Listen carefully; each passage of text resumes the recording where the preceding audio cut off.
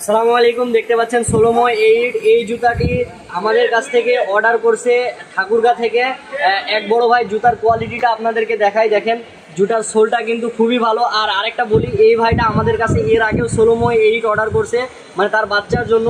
আগের ভিডিওতে দেখাইছি, তার সাথে দুইটা ট্রাউজার অর্ডার করছিল। তো এই জুতার সাথে আরেকটা জুতা আছে, তো দুইটা জুতা, ওইটা 38 সাইজ, এটা হচ্ছে 42 সাইজ।